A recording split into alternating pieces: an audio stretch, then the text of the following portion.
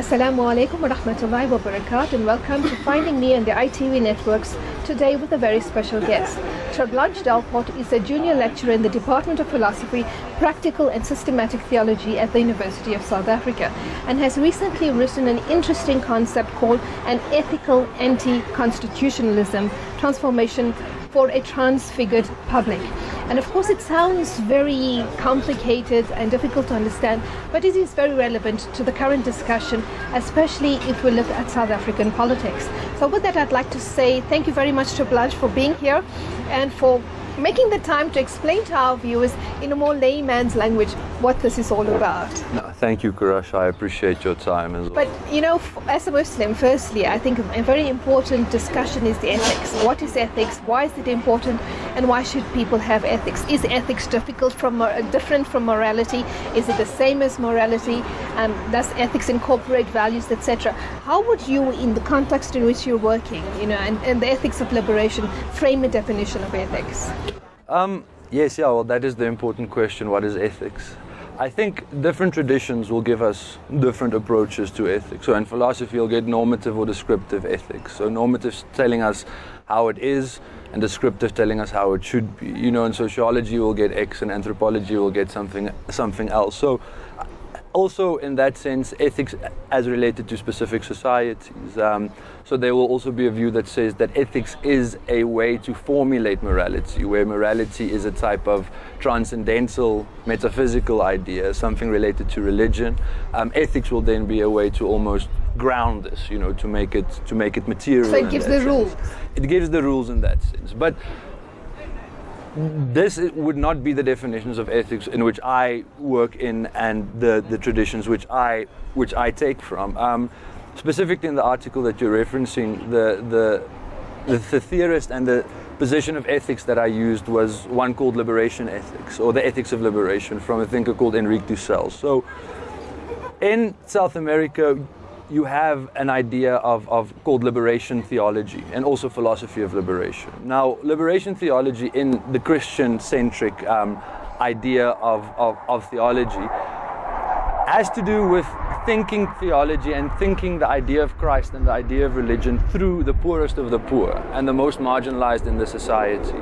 So in that sense, Christianity is always an order to assist the poorest of the poor in that sense. So Enrique Dussel traces the idea of ethics, and he actually gives us a very nice distinction between ethics and morality and society and community, pulling from this idea of the theology of liberation, where he says morality is what society gives us.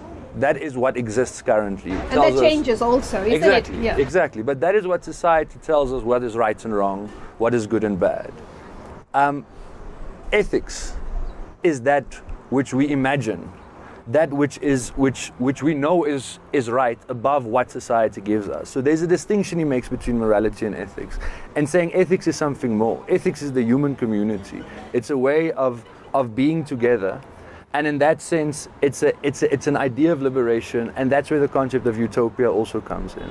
The idea of thinking about something that does not exist currently, that does not exist yet, but will exist in the future. And for that sense, ethics always has a liberatory aspect to it. Ethics always has to do with liberation, because it always imagines from the position of the poorest of the poor, or the most marginalized in society, what can a society look like? What can an ethical society look like, which is different from the one that the current morality gives us? And so the standing point of the ethics of liberation, if I may put it in a simple terms, is that you cannot imagine a society in which people are not free. Exactly. So everybody is deserving of freedom. Exactly. Okay, so if you trace it from the religious or the theological foundations, how do you then link it between Christianity and Islam? Constitutionality. The ethics of liberation. Yes. I think first with the idea of freedom, I agree with you, but it's also important to think of freedom here, not merely in the idea of freedom, but material freedom. Freedom to choose, freedom to be able to eat, freedom to be able to move. And that is a freedom that in South Africa is still not in existence. I mean, the EFF through Malema yesterday in the response to the State of the Nation gave a very interesting, the real State of the Nation. Like, so President Zuma, you say there's a good story to tell, but this is how many people live in abject poverty, doesn't have jobs, etc., etc. And in that sense, the idea is that although there is a idea of freedom post-apartheid, idea of being free post-apartheid, what does this freedom mean for the people that are still living in this abject poverty? So they don't have material freedom. They don't have material freedom, and how can we then talk about the idea of freedom if there is no material freedom? Is material freedom not one of the main ideas? And that is where the link with constitutionalism comes in. Because post-94, post-apartheid gives us a story, a good story like Zuma says, that is linked mostly to constitutionalism. We've got the best constitution in the world. It ensures democracy, etc., etc. We see this. All judges get exported to Kenya, to Mauritius, to sit on the benches there because of this good constitution. But the constitution gives us an idea of right and wrong. It gives us an idea of the past, an idea of reconciliation that then becomes morality. This is what's good, this is what's bad. But thinking from the position of those that are not free in the material sense, those in abject poverty, those that do not have this pronounced freedom, we see that this morality, this idea of the Constitution is completely false. And what must be posited is another idea of freedom, another idea, which is the idea of liberation, which happens through an ethics, positing a different way of being in the world, different to the one that is currently being given to us through the Constitution and the myth of the post-apartheid South Africa. But isn't freedom a natural consequence of, or well, should be a natural consequence of liberation? So the first step is liberation, and thereafter you have freedom. Yes. So if you haven't got freedom yet, does that then mean that we do not have liberation yet? Yes, I think so. I think that is that's the way to put it. I mean, Peter Tosh has got this song where he says, I don't want equal rights, I want justice, right? So equal rights, human rights, constitutional rights. What does it mean? Can one eat rights? Can one eat socioeconomic rights, as a legal theorist once asked? Like, no, one cannot. So keep your equal rights, but bring justice in the form of liberation. And what does liberation mean? It means positing a new way of being, a new form of imagining the world and imagining, the current injuncture. Okay, so when you speak of a liberation of ethics or an ethics of liberation, and now you've posited it against the South African Constitution, what are you actually asking? What am I asking? Yes, so what are you critiquing rather? What I'm critiquing, I mean, maybe let's go back a bit, or let me contextualize it a bit. I mean, in Western political theory and Western commentary through Noam Chomsky, Zizek, these Badia, these left-wing commentators of political thought, you get the idea of a crisis in democracy, right? You hear this term, it comes up a lot, like there's a crisis in democracy, there's a crisis in democracy. But what does that mean? What does a crisis in democracy mean? What does it mean to be able to identify a crisis? From what position are you standing to say, I can identify this as a crisis? So, I mean, to link it maybe, in 2006 when Hamas got elected democratically, in the Palestinian elections, like they got the ability for them to exercise the power that was given to them by the people was completely stifled and put down by the four Western powers in that sense, the UN, the World Bank, America. So what happens then there? Is that a crisis in democracy? Is it a crisis in democracy that Hamas cannot rule, or cannot govern a people, a community which democratically elected them? No, I don't think that's a crisis of democracy. I think it's an issue of liberation. I think it's an issue of justice, and it's an issue of liberation. Because what does the election of Hamas mean for Israel, for the Western powers. It means that the people want liberation. And they are democratically choosing to be liberated. But now they cannot be because of what is deemed a crisis in democracy. Unfair elections, electoral violence. I mean, we know this discourse. We've seen this discourse 1,000 times. And I mean, in South Africa as well, we speak about, in the SONA, there's a crisis of democracy. Like now, the EFF got chased out, violently pulled out. There's a crisis in democracy. But if we listen to the responses yesterday, and even if we look at most of the responses that night, I mean, I think the image for me is Mmusi Maimane, the DA leader, standing up with the Constitution and saying to Baleka Mbete, Madam Speaker, you have undermined the fundamental ideals of this document, and throwing it down on the table. And then yesterday with the responses, we continually go back to the Constitution. We continually go back to the ideals of the Constitution. But my paper asks, can we think beyond the Constitution? Is it possible for us to think of a critique of the current system beyond the confines of the Constitution? Okay, now I have to stop you there because we're going to a break. But when we come back, I want you to talk about this further. See you then.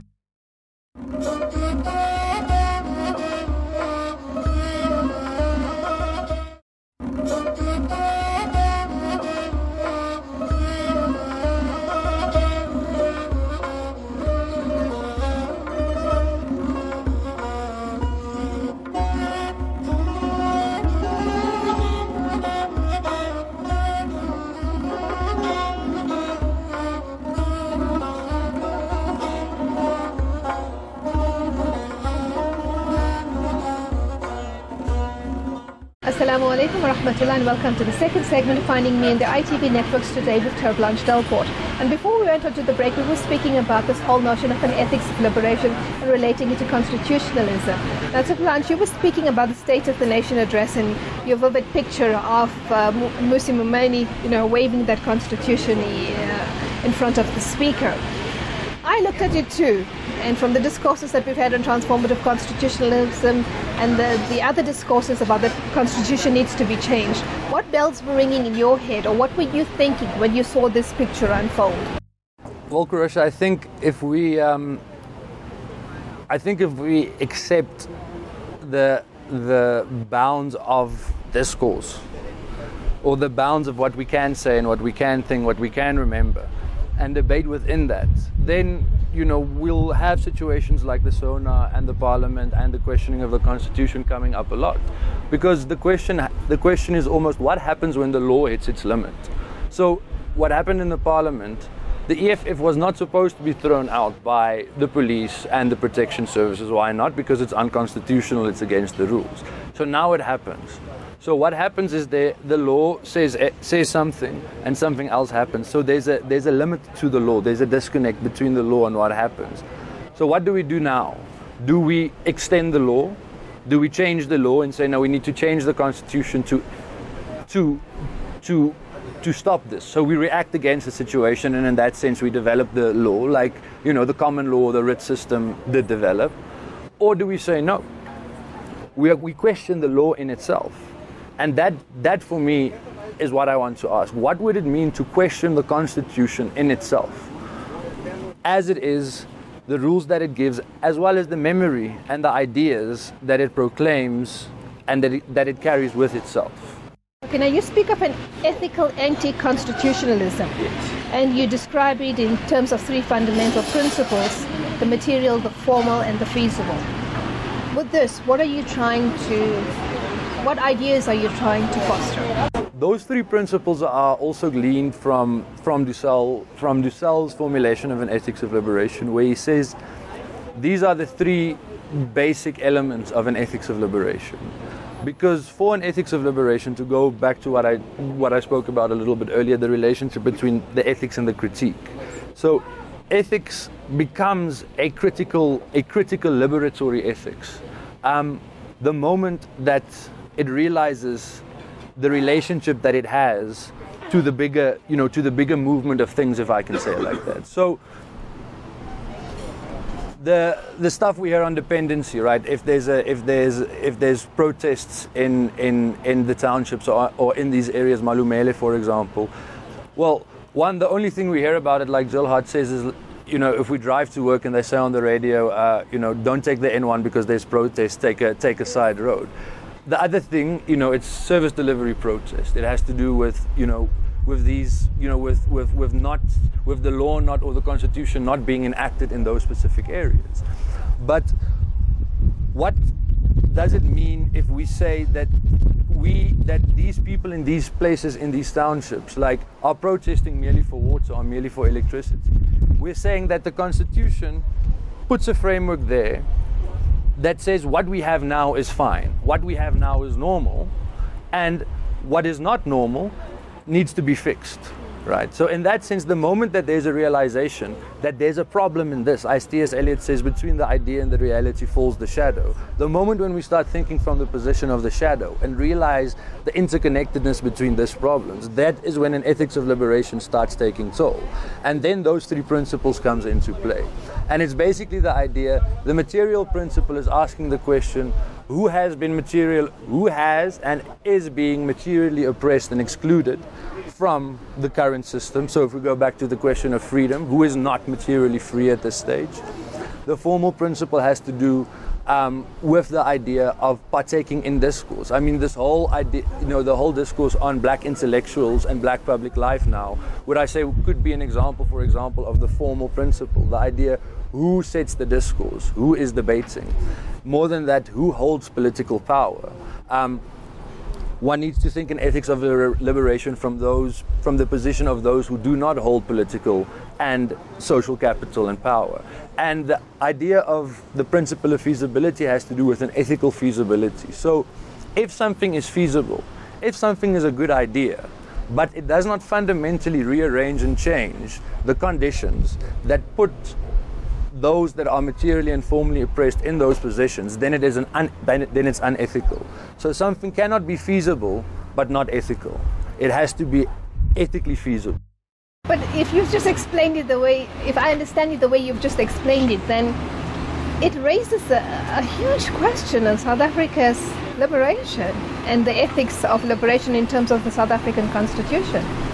Because then basically the answers to all those questions mean that the previously disempowered, the previously disenfranchised people are still exactly where they are. They are, yes. And it does, yes. It does raise these fundamental questions. I mean, to use two examples here. The other day we were looking at some of the old TRC testimony. So we were looking at the Tlapa Mpaghlela's testimony for the PAC, where he says, the TRC wants to pretend like the problem in South Africa started in 1960 with the forming of the PAC or the banning of the PAC and the ANC. But it didn't. It started in 1652. So the idea of what the Constitution and the TRC and all these products does is it tells us to think only to the 1913 Land Act. It gives us a certain snapshot of history and almost immemorializes this. This is what we can accept as history and as legitimate history. If we go outside that, if we go back, we are called nativists, we are called essentialists, we are called historical romanticists. And the other thing that really got me also with this thing is that when Eugene de Kock got released, political scientist from UJ, Piet Krokamp, they had an interview with him. And he made a comment where he said, when de Kock went to jail, he was an abnormal person in an abnormal society. But now that he's coming out, he's going to be a normal person in a normal society. And the question there is, what is normal about our society now? What is normal about 10% of the people, white people, holding all the resources and capital of this country? There's nothing normal about that. And the fact that nothing has changed doesn't mean we can only go back to 1913 to think this. We need to go back and back and back. And remember that the question of liberation is not a question that is time-bound. It is a question that is, as Arundhati Roy says, it's the algebra of infinite justice. Justice and liberation is not a time-bound question. And what the Constitution does, it binds it to time. It binds it to a specific time and to a specific memory, like you say, it boxes in.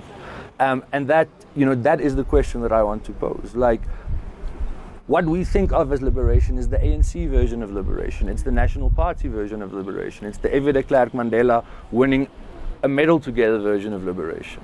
But what is the other version? What is the PAC version? What is the Azapo version? What is the Black Consciousness version? What is the majority, people of this country's version of the idea of justice? As you were speaking, I was thinking of an earlier comment by a colleague friend of mine who said that there are a lot of well-adjusted people in a very messed up system, yes. And that's why we face this challenge of trying to change. But we're at the end, and I need you to leave us with a parting thought. What do you think is the most important with regards to this ethical anti-constitutionalism, and what is the message for South Africans? I think, to use a current example in the EFF, the EFF answers or brings up the old political question, who are the people? What does the people want? The EFF says and articulates and brings onto the table a certain amount of questions and a certain array of questions that has been suppressed for the last 20 years through the acceptance of the Constitution and the myth and the narrative of the new South Africa. And of this perfect Constitution. Exactly. So what the EFF does now is it reminds us that there's other questions that the Constitution does not ask. There's other questions that the Constitution cannot answer.